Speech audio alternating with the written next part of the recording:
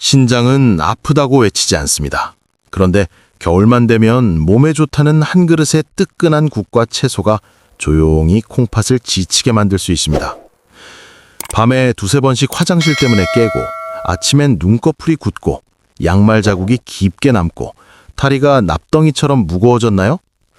짜게 먹지도 술을 마시지도 않는데 몸이 유난히 붓고 무겁다면 그건 나이가 아니라 신장이 보내는 신호일 수 있습니다.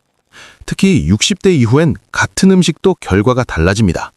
겨울에 찬 공기, 좁아지는 혈관, 높아지기 쉬운 혈압. 이때 국물까지 싹 비우는 습관이 겹치면 신장은 더 버거워집니다. 하지만 걱정만 하실 필요는 없습니다. 오늘 영상에서는 절대 먹지 마라가 아니라 같은 재료라도 신장이 버틸 수 있게 바꾸는 방법을 알려드리겠습니다. 도움이 되신다면 지금 구독과 좋아요로 노인 팁과 함께 해주세요. 오늘 저녁 무엇을 줄이고 무엇을 바꿔야 하는지 딱 정리해드리겠습니다.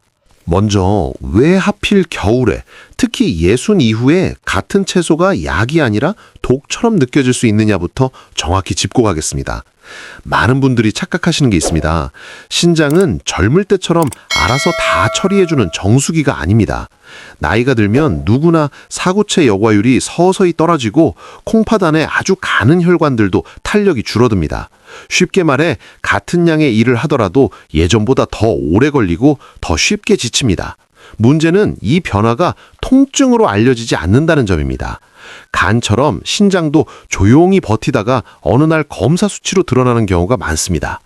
그런데 겨울이 되면 신장 입장에서는 환경이 한 번 더 불리해집니다.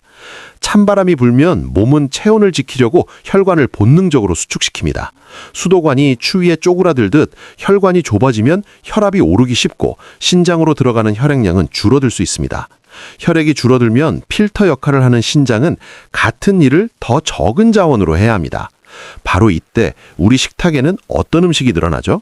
몸을 녹이겠다며 뜨끈한 국물, 구수한 나물, 진한 탕, 짭조름한 저장 음식이 매일같이 올라옵니다. 따뜻하고 위로가 되는 음식들이지만 신장에겐 생각보다 큰 부담이 될 수 있습니다. 특히 조심해야 할 성분은 칼륨, 인, 나트륨 같은 미네랄입니다. 젊은 신장은 이런 성분을 소변으로 비교적 시원하게 내보낼 수 있지만 노화된 신장은 속도가 느리고 한계가 뚜렷합니다. 게다가 겨울 반찬의 특징이 있습니다. 채소를 말리거나 푹 끓이거나 오래 우려내면 수분은 날아가고 성분은 농축됩니다. 겉으로 보면 양이 줄었네, 더 먹어야지 싶지만 실제로는 한 숟갈에 들어있는 칼륨과 인, 나트륨의 밀도가 올라가 버립니다. 그래서 20살엔 괜찮았던 한 그릇이 60 이후에는 몸이 먼저 무너지는 느낌으로 나타날 수 있습니다. 여기서 아주 중요한 질문 하나 드리겠습니다. 국물까지 싹 비우는 습관이 있으신가요? 국물 속에는 채소와 해조류, 고기에서 빠져나온 미네랄과 나트륨이 그대로 녹아 있습니다. 신장이 예민한 분에게 그 국물은 막힌 배수구에 기름을 한 번 더 붓는 것처럼 부담을 키울 수 있습니다. 소변이 시원하게 안 나오고 다리가 붓고 밤에 화장실을 들락날락거리게 되는 악순환이 이어지죠. 그리고 칼륨이 몸에 쌓이는 쪽으로 기울면 가슴이 두근거리거나 맥박이 불규칙하게 느껴지거나 숨이 차는 느낌이 동반될 수 있습니다. 이런 이야기를 들으면 설마 그 정도까지? 라고 생각하실 수 있습니다. 하지만 겨울철 진료 현장에서는 부종과 야간요, 갑자기 심해진 피로 같은 신호로 시작해 응급 상황으로 이어지는 경우를 종종 봅니다. 제가 겁을 주려는 게 아닙니다. 평생 쉬지 않고 일해온 신장을 겨울만큼은 덜 혹사시키는 방법을 알려드리려는 겁니다. 또 하나, 겨울에는 갈증을 덜 느끼는 분들이 많습니다. 추워서 물을 적게 마시거나 화장실이 불편해서 일부러 수분을 줄이기도 하죠. 그런데 몸이 너무 건조해지면 혈액이 더 끈적해지고 신장으로 가는 혈류가 더 불리해질 수 있습니다. 여기서 많은 분들이 그럼 국물로 보충하면 되겠네 하고 생각하시는데 바로 그 국물이 문제의 출발점이 되는 경우가 있습니다. 국물은 수분인 동시에 짠 성분과 미네랄의 운반차일 수 있기 때문입니다. 그래서 오늘은 단순히 먹지 마라가 아니라 무엇을 어떤 방식으로 먹어야 신장이 덜 힘든지 아주 현실적으로 정리해드리려 합니다. 지금부터는 본격적으로 내 신장이 어떤 상태인지 스스로 점검하는 관점을 먼저 잡아야 합니다. 신장은 아프다고 크게 울지 않습니다. 대신 일상 속 불편으로 신호를 보냅니다. 많은 분들이 그 신호를 나이 탓으로 넘기다가 어느 날 검사표를 보고 마음이 무너집니다. 그러니 지금 제 이야기는 공포가 아니라 노후를 지키는 생명 점검표라고 생각하시면 됩니다. 아침에 거울을 보세요. 눈꺼풀이 유난히 붓고 얼굴이 퉁퉁해 보이나요? 양말을 벗어보십시오. 발목에 고무줄 자국이 깊게 파여 오래 남나요? 오후가 되면 다리가 납덩이처럼 묵직하고 종아리가 터질 듯 당기나요? 이럴 때 혈액순환이 안 되나 하고 파스만 붙이는 분들이 많지만 실제로는 신장이 물을 제대로 빼주지 못해 생기는 부종일 수 있습니다. 다음은 야간류입니다. 밤에 한 번이 아니라 2번, 3번 화장실 때문에 잠이 깨나요? 겨울에 더 심해지나요? 신장은 밤이 되면 쉬어야 하는데 늦은 저녁에 국물과 채소 반찬을 많이 드시면 신장을 억지로 깨워 야근을 시키는 꼴이 됩니다. 그 결과가 밤새 소변을 만들고 잠을 설치고 다음날 더 피곤해지는 악순환으로 이어집니다. 그리고 설명하기 어려운 피로가 있습니다. 잠은 잤는데 머리가 멍하고 몸이 무겁고 계단 몇 칸만 올라가도 숨이 차나요? 겨울에 이런 증상이 갑자기 심해졌다면 단순한 체력 저하로만 보지 마십시오. 신장은 혈압과 전해질 균형을 잡는 기관이기 때문에 기능이 떨어지면 피로감, 집중력 저하, 근육이 쉽게 뭉치는 느낌 같은 변화가 함께 올 수 있습니다. 여기서 제가 조심스럽게 한 가지 경고를 더 드리겠습니다. 손발이 저리거나 근육 힘이 빠지고 가슴이 두근거리거나 맥박이 툭툭 끊기는 느낌이 반복된다면 단순한 스트레스가 아니라 전해질 균형 문제일 가능성도 있습니다. 특히 고혈압이나 당뇨가 있거나 예전에 신장 수치가 조금 떨어졌다는 말을 들은 적이 있다면 더 주의가 필요합니다. 또 겨울만 되면 시래기국, 미역국, 묵은지, 사골국, 녹즙 같은 식단이 반복되는 분들은 나는 짜게 안 먹는데 왜 이러지? 라고 느낄 수 있는데 바로 그 반복과 조리 방식 그리고 국물이 핵심인 경우가 많습니다. 자, 여기까지가 오늘 영상의 바닥을 깔아주는 내용입니다. 겨울에는 신장이 일하기 불리한 환경이 되고 예순 이후에는 같은 음식도 처리 능력이 달라집니다. 그리고 어떤 재료가 문제인지보다 어떻게 조립하느냐가 결과를 가릅니다. 이제 다음 파트에서부터는 많은 어르신들이 건강을 위해 매일 드시지만 겨울철에는 특히 주의가 필요한 채소와 음식 5가지를 하나씩 콕 집어 설명드리겠습니다. 다시 말씀드리지만 저는 겁을 주려고 목록을 나열하는 사람이 아닙니다. 끊어야 할 것을 말하려는 게 아니라 바꿔야 할 방식을 알려드리려는 겁니다. 냉장고를 떠올리세요. 우리 집에도 있다 싶다면 오늘부터 먹는 방법만 바꿔도 충분히 달라질 수 있습니다. 이제 진짜 핵심으로 들어가겠습니다. 이제부터는 정말로 이름을 콕 찍어서 말씀드리겠습니다. 다시 강조하지만 제가 드리는 말은 절대 먹지 마라가 아닙니다. 어떤 분에게는 괜찮을 수 있고 어떤 분에게는 부담이 될 수 있습니다. 차이는 딱 3가지에서 갈립니다. 첫째, 내 신장이 지금 어떤 상태인지. 둘째, 얼마나 자주 얼마나 많이 먹는지. 셋째, 국물과 조리법을 어떻게 하느냐입니다. 이 3가지가 맞지 않으면 건강식이 오히려 신장을 혹사시키는 습관이 될 수 있습니다. 첫 번째, 시래기입니다. 겨울철에 비타민과 섬유질을 채워준다고 해서 착한 반찬의 대표처럼 느껴지죠. 문제는 시래기라는 재료 자체가 나쁘다기보다 말리는 과정에서 수분이 빠지면서 미네랄이 상대적으로 농축되기 쉽다는 점입니다. 생채소로 한 그릇 먹을 때와 말린 시래기를 불려서 국으로 끓여 먹을 때는 신장이 받는 느낌이 다를 수 있습니다.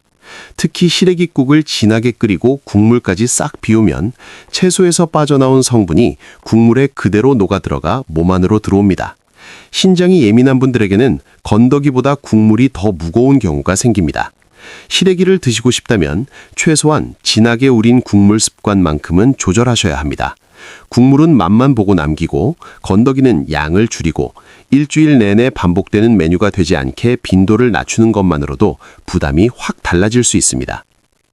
두 번째, 케일이나 시금치로 만든 녹즙, 해독 주스입니다. 아침 공복에 한 잔씩 몸이 가벼워진다는 말 때문에 꾸준히 드시는 분들이 많습니다. 그런데 신장 기능이 떨어져 있는 분들에게는 이 습관이 해독이 아니라 속도를 올리는 행동이 될 수 있습니다. 이유는 간단합니다. 채소를 갈면 단단한 세포벽이 깨지고 안에 있던 성분이 액체로 한꺼번에 풀려나옵니다. 씹어 먹을 때는 위와 장을 거치며 천천히 흡수되지만 액체는 흡수가 빠릅니다. 빨리 들어오는 만큼 신장이 처리할 틈이 줄어듭니다. 거기에 겨울철에 차가운 녹즙을 습관처럼 마시면 위장과 혈관이 더 수축하면서 이미 불리한 겨울 신장에 부담이 겹칠 수 있습니다. 나는 건강하니까 괜찮다라는 확신이 가장 위험합니다. 신장은 괜찮다고 소리치지 않기 때문입니다. 녹즙을 꼭 드시고 싶다면 적어도 매일 공복에 한 컵을 들이키는 방식은 내려놓으셔야 합니다. 대신 채소는 가능하면 씹어서 양을 줄여서 따뜻하게 익혀서 드시는 쪽이 훨씬 안전한 경우가 많습니다. 세 번째, 묵은지입니다. 씻어 먹으면 괜찮다라고 믿는 분들이 많죠. 하지만 묵은지의 핵심 문제는 나트륨입니다. 나트륨은 혈압을 올리기 쉽게 만들고 신장 안의 미세혈관에 더 큰 압력을 걸어 필터를 지치게 할 수 있습니다. 더구나 묵은지 특유의 짠맛은 밥을 더 부르고 밥을 더 먹으면 국물까지 곁들이게 되면서 전체 소금 섭취가 커지기 쉽습니다. 결국 신장은 소금과 싸우느라 밤새 지치고 그 결과가 부종과 야간뇨로 나타날 수 있습니다. 김치가 문제냐가 아니라 묵은지의 염도와 빈도가 문제입니다. 이 부분은 아주 현실적으로 바꾸셔야 합니다. 김치를 끊어라가 아니라 묵은지를 매일 많이 국물과 함께 이 조합을 깨는 겁니다. 먹더라도 양을 정해두고 가능한 한 덜 짠 쪽을 선택하고 밥을 부르는 습관이 되지 않게 해야 합니다. 특히 고혈압이나 당뇨가 있는 분들은 이 한 가지 조절만으로도 몸이 먼저 가벼워지는 분들이 많습니다. 네 번째, 미역국입니다. 미역국은 산모에게 좋다는 이미지가 강해서 어르신들도 피 맑게 한다는 느낌으로 국물까지 싹 비우는 경우가 있습니다. 그런데 해조류는 성분 특성상 미네랄이 국물로 우러나기 쉬운 편입니다. 신장이 예민한 분이 매일 국물까지 마시면 부담이 누적될 수 있습니다. 미역국을 무조건 끊으라는 말이 아닙니다. 문제는 매일과 국물까지입니다. 미역국을 드시더라도 빈도를 조절하고 국물은 적게, 건더기 중심으로, 그리고 저녁 늦게가 아니라 낮 시간에 드시는 방식으로 바꾸면 결과가 달라질 수 있습니다. 특히 밤에 화장실을 자주 가는 분들은 국물 시간만 바꿔도 체감이 확 오기도 합니다. 마지막 다섯 번째, 사골국이나 진한 고기 국물입니다. 겨울에는 몸을 따뜻하게 하고 뼈를 튼튼하게 하려고 곰탕, 사골국을 찾으시죠. 하지만 신장 기능이 떨어진 분들에게는 역설적으로 부담이 될 수 있습니다. 진하게 우린 국물은 나트륨이 높아지기 쉽고 또 단백질, 미네랄 성분이 진해지면서 신장이 처리해야 할 일이 늘어날 수 있습니다. 특히 신장이 인을 잘 배출하지 못하는 상태라면 인이 몸에 쌓여 뼈와 혈관 건강에 좋지 않은 방향으로 갈 수 있습니다. 그래서 사골국이 나쁘다가 아니라 진하게 자주 국물까지 이 조합이 위험하다는 뜻입니다. 드시더라도 진하게 끓인 국물을 매일 습관처럼 드시는 방식은 피하고 양과 빈도를 줄이고 간을 약하게 하고 국물은 조금만 맛보는 쪽으로 조절해야 합니다. 무엇보다 따뜻하게 먹는다는 이유로 국물로 수분을 채우는 습관은 신장에게는 다른 이야기일 수 있습니다. 여기까지 들으시면 아마 어르신들 식탁이 눈앞에 그려지실 겁니다. 시래기국, 녹즙, 묵은지, 미역국, 사골국. 혹시 이 중 두세 가지가 겨울 내내 반복되고 있나요? 그렇다면 겁먹을 필요는 없습니다. 지금부터가 더 중요합니다. 많은 분들이 여기서 두 극단으로 갑니다. 그럼 아무것도 못 먹겠네 하고 포기하거나 나는 괜찮겠지 하고 예전대로 드시는 겁니다. 둘 다 위험합니다. 진짜 답은 재료를 없애는 게 아니라 신장이 버틸 수 있게 조리법을 바꾸는 것입니다. 같은 채소도 같은 국물도 조리법 하나로 독이 되기도 하고 약이 되기도 합니다. 다음 파트에서는 제가 환자분들과 가장 먼저 바꾸는 신장을 살리는 조리법 3가지를 아주 구체적으로 알려드리겠습니다. 특히 채소를 어떻게 데치고 그 물을 왜 버려야 하는지, 왜 갈아 마시면 안 되는지, 왜 저녁을 줄이면 야간뇨가 달라지는지를 오늘 저녁부터 바로 적용할 수 있게 정리해드리겠습니다. 그리고 이어서 겨울철에 상대적으로 부담이 덜한 채소 5가지와 실제로 몇 주 만에 부종과 야간뇨가 달라진 어르신의 이야기도 함께 들려드리겠습니다. 이제부터가 진짜 핵심입니다. 이제부터는 신장을 살리는 조리법으로 들어가겠습니다. 저는 환자분들께 늘 이렇게 말씀드립니다. 무엇을 먹느냐보다 어떻게 먹느냐가 겨울 신장을 살립니다. 특히 60대 이후에는 같은 재료도 몸에서 처리하는 속도가 달라집니다. 그래서 오늘은 절대적인 금지 목록이 아니라 오늘 저녁부터 당장 바꿀 수 있는 3가지 원칙을 드리겠습니다. 이 3가지만 제대로 적용하면 앞에서 말씀드린 음식들도 완전한 적이 아니라 조심해서 다룰 수 있는 재료로 바뀔 수 있습니다. 첫 번째 원칙은 아주 단순하지만 가장 강력합니다. 끓는 물에 충분히 데치고 그 물은 과감히 버리십시오. 많은 분들이 비타민이 아까워서, 맛이 아까워서 데친 물로 국을 끓이거나 밥을 짓습니다. 그런데 신장이 예민한 분들에게 그 물은 신장이 가장 힘들어하는 성분이 빠져나온 물일 수 있습니다. 특히 겨울에 많이 드시는 나물류, 잎채소류는 데치는 과정에서 성분이 물로 빠져나옵니다. 바로 그게 목적입니다. 채소를 가볍게 만들기 위해 일부를 물로 빼내는 것이죠. 그러니 데친 물을 다시 드시면 빼는 부담을 다시 넣는 결과가 될 수 있습니다. 저는 이걸 빨래에 비유합니다.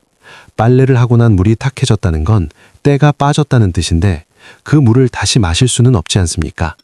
채소도 마찬가지입니다. 데친 뒤에는 채소만 건져내고 물은 미련 없이 버리십시오. 가능하다면 한 번 더 헹궈주면 부담이 더 줄어드는 분들도 있습니다. 맛이 밍밍해질까 걱정되신다면 소금으로 해결하지 마시고 파, 마늘, 참기름, 들깨가루처럼 향과 고소함으로 맛을 살리시면 됩니다. 덜 짜게, 덜 진하게가 겨울 신장에게는 가장 확실한 배려입니다. 두 번째 원칙은 갈아 마시지 말고 반드시 씹어 드시는 겁니다. 많은 어르신들이 건강을 위해 녹즙, 해독 주스를 드시지만 신장이 예민한 분들에게는 오히려 속도가 문제를 만듭니다. 씹어 먹을 때는 위와 장을 거치며 흡수가 천천히 진행되고 몸도 천천히 처리할 시간을 갖습니다.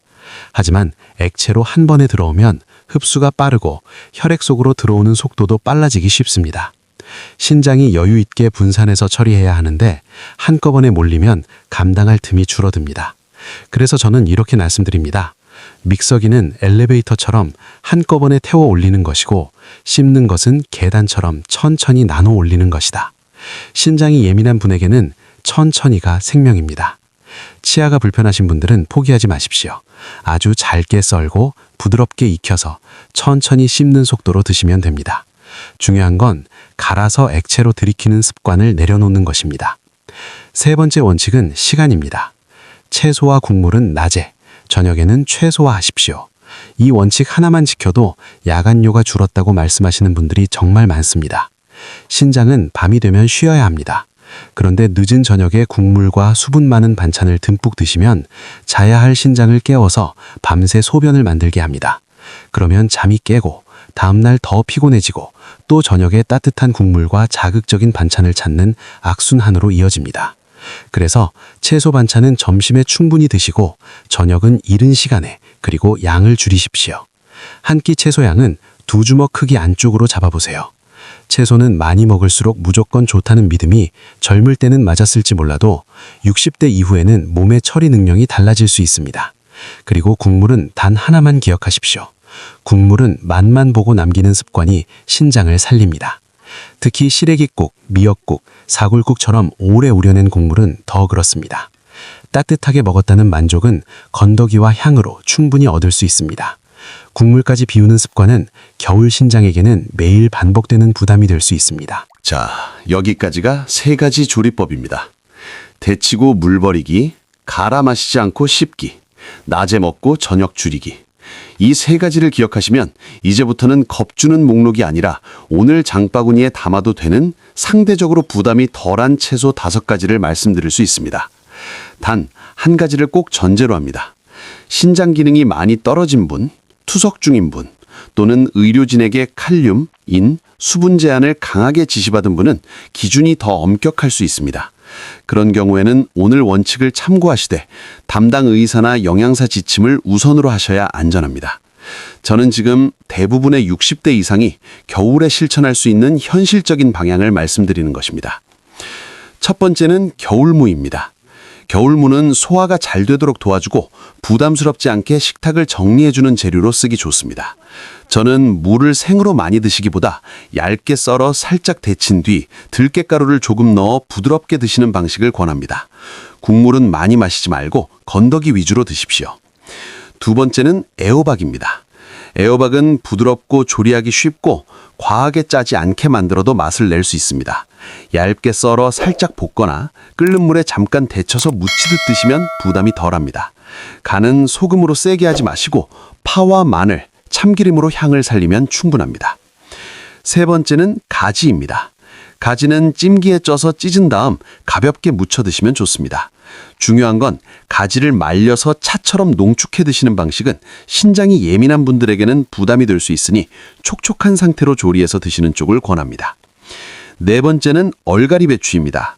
얼갈이는 비교적 부드럽게 익혀 먹을 수 있어 장에 부담을 덜 주면서도 식사 균형을 잡는 데 도움이 됩니다. 끓는 물에 살짝 데친 뒤 물을 버리고 된장은 아주 연하게 풀어 국을 끓이되 국물은 많이 마시지 말고 건더기 위주로 드시면 됩니다. 마지막 5번째는 깻잎입니다. 깻잎은 향이 좋아 입맛을 살려주고 과하게 짜지 않아도 먹는 만족을 줄 수 있습니다. 다만 여기에는 아주 중요한 주의가 있습니다. 만약 혈액 응고에 영향을 주는 약을 드시는 분이라면 녹색 채소 섭취량을 갑자기 크게 늘리거나 줄이는 것이 약효에 영향을 줄 수 있습니다. 이런 분들은 먹지 마라가 아니라 매일 일정량을 꾸준히 유지하고 식단을 크게 바꾸기 전에는 담당 의료진과 상의하는 것이 안전합니다. 깻잎도 생으로 많이 드시기보다 살짝 쪄서 부드럽게 드시면 더 편한 분들이 많습니다. 이 5가지를 기억하실 때도 재료보다 조리법이 우선입니다. 데치고 물 버리기, 씹어 먹기, 낮에 먹고 저녁 줄이기. 이 3가지만 붙이면 겨울 식탁이 달라집니다. 저는 진료실에서 이렇게 말합니다. 신장을 살리는 것은 특별한 약이 아니라 매일 반복되는 작은 선택이다. 그리고 그 작은 선택이 쌓이면 몸은 생각보다 빨리 반응합니다. 실제로 한 어르신 이야기를 짧게 들려드리겠습니다. 겨울만 되면 시래기국과 미역국, 묵은지, 사골국을 보약처럼 드시던 분이 계셨습니다. 그분은 짜게 먹는 것도 아닌데 발목이 붓고 양말 자국이 깊고 밤에 2-3번씩 화장실을 가느라 잠을 설치셨습니다. 저는 약을 바꾸기 전에 식탁을 바꿔보자고 제안했습니다. 첫째, 나물과 채소는 데치고 물은 버리기. 둘째, 갈아 마시는 녹즙 습관은 중단하고 꼭 씹기. 셋째, 채소와 국물은 점심에, 저녁은 양을 줄이고 일찍 먹기. 그리고 국물은 맛만 보고 남기기. 이 3가지를 딱 3주만 지켜보자고 했습니다. 결과는 놀라울 정도로 빨랐습니다. 아침에 일어났을 때 발목이 덜 무겁고 양말 자국이 덜 남기 시작했고 무엇보다 밤에 2-3번 깨던 야간요가 1번 이하로 줄었습니다. 선생님, 숨이 덜 차요. 다리가 가벼워요. 저는 그 말을 들을 때마다 이 일을 계속하는 이유를 다시 확인합니다. 하지만 여기서 꼭 기억하셔야 합니다. 음식이 몸을 돕는 건 맞지만 처방받은 약을 임의로 줄이거나 끊으면 안 됩니다. 특히 혈압약, 당뇨약, 그리고 항응고제처럼 중요한 약을 드시는 분들은 반드시 담당 의료진과 상의하셔야 합니다. 또한 신장 기능이 많이 떨어진 단계거나 투석 중인 분은 제한 기준이 더 엄격할 수 있으니 오늘 드린 원칙을 그대로 적용하기 전에 본인 기준을 먼저 확인하는 것이 안전합니다. 저는 오늘부터 바꿀 수 있는 가장 현실적인 방향을 드렸고 그 방향이 어르신의 몸을 가볍게 만드는 데 도움이 되길 바라는 마음입니다. 이제 마지막으로 오늘의 핵심을 한 문장으로 정리하겠습니다. 겨울에는 무엇을 먹느냐보다 어떻게 먹느냐가 신장을 살립니다. 지금 냉장고를 떠올려 보세요. 매일 반복되는 국물과 저장 음식, 갈아 마시는 습관, 늦은 저녁의 식사 시간. 그중 단 한 가지만 바꿔도 몸은 반응하기 시작합니다. 다음으로는 오늘 내용을 가장 짧게 정리해서 오늘 저녁 식탁에서 바로 적용할 수 있는 실천 체크로 마무리해드리겠습니다. 오늘 이야기의 결론은 단순합니다. 겨울에는 무엇을 먹느냐보다 어떻게 먹느냐가 신장을 살립니다. 진하게 우린 국물, 매일 반복되는 저장 음식, 갈아 마시는 습관, 늦은 저녁의 식사 시간. 이 4가지가 겨울 신장을 조용히 지치게 만들 수 있습니다. 하지만 반대로 데치고 물 버리기, 씹어 먹기, 낮에 먹고 저녁 줄이기, 국물은 맛만 보고 남기기. 이 작은 조리법만 바꿔도 부종과 야간요가 달라지는 분들이 분명히 계십니다. 다만 한 가지는 꼭 기억해 주세요. 오늘 영상은 치료가 아니라 방향입니다. 혈압약, 당뇨약, 항응고제 같은 약을 드시는 분은 임의로 줄이거나 끊지 마시고 신장 수치가 많이 떨어졌거나 투석 중이라면 개인 기준이 더 엄격할 수 있으니 담당 의료진의 지침을 우선으로 하셔야 안전합니다. 지금부터 딱 7일만 해보세요. 국물은 절반만, 채소는 데치고 물은 버리기, 저녁은 조금 더 이르게, 그리고 밤에 화장실 가는 횟수와 발목의 무게감을 기록해 보십시오. 몸이 보내는 답이 보이기 시작할 겁니다. 도움이 되셨다면 노인팁 구독과 좋아요로 함께 해주세요. 저는 다음 영상에서도 끝까지 여러분 편에서 가장 쉬운 실천으로 신장을 지키는 길을 알려드리겠습니다.